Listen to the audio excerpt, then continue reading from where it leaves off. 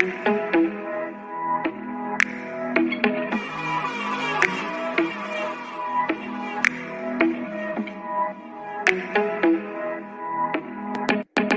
ride me, catch about me, go get out me, yeah. Shawty, I'm a riding G, I'm a die. Wish that I didn't miss having you around. I'll keep it in now.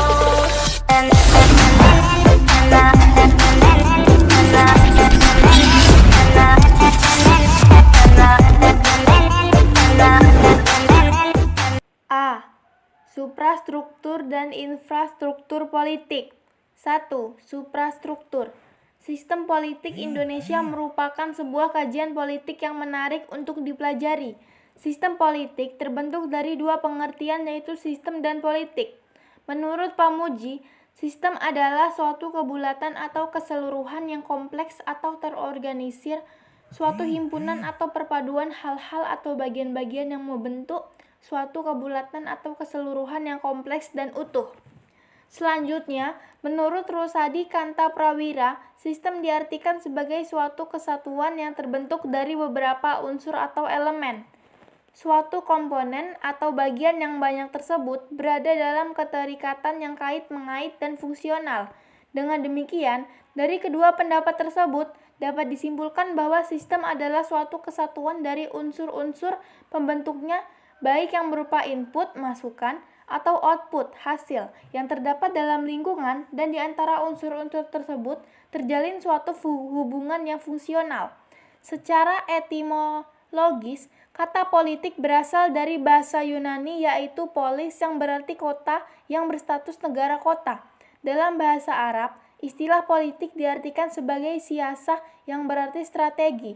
Dari pengertian sistem dan politik, beberapa ahli mendefinisikan sistem politik diantaranya adalah sebagai berikut.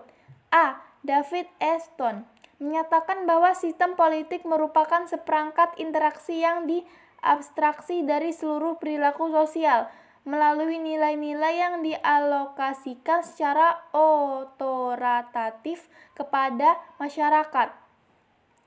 B. Robert A. Dahl menyimpulkan bahwa sistem politik mencakup dua hal, yaitu pola yang tetap dari hubungan antar manusia, kemudian melibatkan sesuatu yang luas tentang kekuasaan, aturan, dan kewenangan. C. Jack C. Plano mengartikan sistem politik sebagai pola hubungan masyarakat yang dibentuk berdasarkan keputusan-keputusan yang sah dan dilaksanakan dalam lingkungan masyarakat tersebut. D. Rusadi Kanta Prawira berpendapat bahwa sistem politik merupakan berbagai macam kegiatan dan proses dari struktur dan fungsi bekerja dalam suatu unit dan kesatuan yang berupa negara atau masyarakat. Dari berbagai rumusan di atas, secara umum sistem politik dapat diartikan sebagai keseluruhan kegiatan politik di dalam negara atau masyarakat, yang mana kegiatan tersebut berupa proses alokasi nilai-nilai dasar kepada masyarakat dan menunjukkan pola hubungan yang fungsional di antara kegiatan-kegiatan politik tersebut. Sistem politik menyelenggarakan fungsi-fungsi tertentu untuk masyarakat. Fungsi-fungsi itu adalah membuat keputusan-keputusan kebijakan yang mengikat alokasi dari nilai-nilai baik yang bersifat materi maupun non-materi. Keputusan-keputusan kebijakan ini diarahkan untuk tercapainya tujuan-tujuan masyarakat. Sistem politik menghasilkan output berupa kebijakan-kebijakan negara yang bersifat mengikat kepada seluruh masyarakat negara tersebut. Dengan kata lain, melalui sistem politik, aspirasi masyarakat berupa tuntunan dan dukungan yang merupakan cerminan dari tujuan masyarakat dirumuskan dan selanjutnya dilaksanakan oleh kebijakan-kebijakan negara tersebut. Sistem politik berbeda dengan sistem-sistem sosial yang lainnya. Ada 4 ciri khas dari sistem politik yang membedakan dengan sistem sosial yang lain. A. Daya jangkaunya universal, meliputi semua anggota masyarakat. B. Adanya kontrol yang bersifat mutlak terhadap pemakaian kekerasan fisik. C. Hak membuat keputusan-keputusan yang mengikat dan diterima secara sah. D. Keputusannya bersifat otoritatif, artinya mempunyai kekuatan legalitas dan kerelaan yang besar. Dengan demikian, sistem politik yang berjalan tidak akan lepas dari keseluruhan unsur-unsur suprastruktur dari suatu negara. Dalam menjalankan sistem politik, dalam suatu negara diperlukan struktur lembaga negara yang dapat menunjang jalannya pemerintahan. Struktur politik merupakan cara untuk melembagakan hubungan antara komponen-komponen yang membentuk bangunan politik suatu negara supaya terjadi hubungan yang fungsional. Struktur politik suatu negara terdiri atas kekuatan suprastruktur dan infrastruktur. Struktur politik negara Indonesia pun terdiri dari dua kekuatan tersebut. Suprastruktur politik diartikan sebagai mesin politik resmi di suatu negara dan merupakan pergerak politik yang bersifat formal. Dengan kata lain, suprastruktur politik merupakan gambaran pemerintah dalam arti luas yang terdiri atas lembaga-lembaga negara yang tugas dan peranannya diatur dalam konstitusi negara atau peraturan perundang-undangan lainnya. 2. Infrastruktur. Infrastruktur politik adalah kelompok-kelompok kekuatan politik dalam masyarakat yang turut berpartisipasi secara aktif. Kelompok-kelompok tersebut dapat berperan menjadi pelaku politik tidak formal untuk turut serta dalam membentuk kebijaksanaan negara. Infrastruktur politik di Indonesia meliputi keseluruhan kebutuhan yang diperlukan dalam bidang politik dalam rangka pelaksanaan tugas-tugas yang berkaitan dengan proses pemerintahan negara. Pada dasarnya, organisasi-organisasi yang tidak termasuk dalam birokrasi pemerintahan merupakan kekuatan infrastruktur politik. Dengan kata lain, setiap organisasi non-pemerintahan termasuk kekuatan infrastruktur politik. Di Indonesia banyak sekali organisasi atau kelompok yang menjadi kekuatan infrastruktur politik. Akan tetapi, jika diklasifikasikan, terdapat 4 kekuatan sebagai berikut.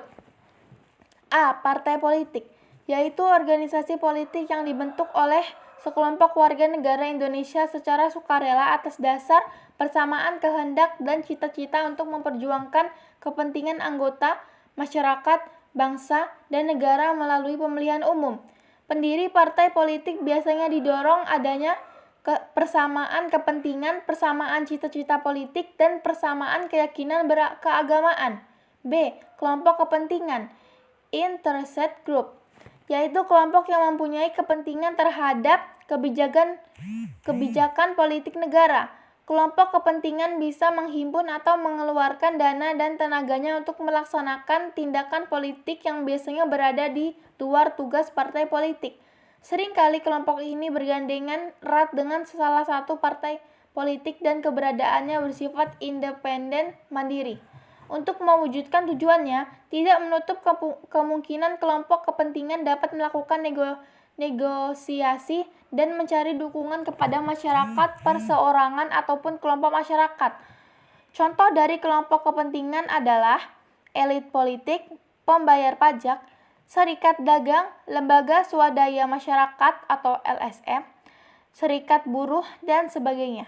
C. Kelompok penekan, pressure group, yaitu kelompok yang bertujuan mengupayakan atau memperjuangkan keputusan politik yang berupa undang-undang atau kebijakan publik yang dikeluarkan pemerintah sesuai dengan kepentingan dan keinginan kelompok mereka. Kelompok ini biasanya tampil ke depan dengan berbagai cara untuk menciptakan pendapat umum yang mendukung keinginan kelompok mereka. Misalnya dengan cara berdemonstrasi, melakukan aksi mogok, dan sebagainya. D.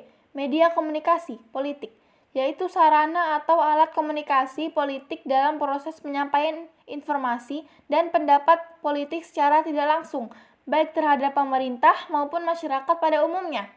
Sarana media komunikasi ini antara lain adalah media cetak seperti koran, majalah, buletin, brosur, tabloid, dan sebagainya. Sedangkan media elektronik seperti televisi, radio, internet, dan sebagainya.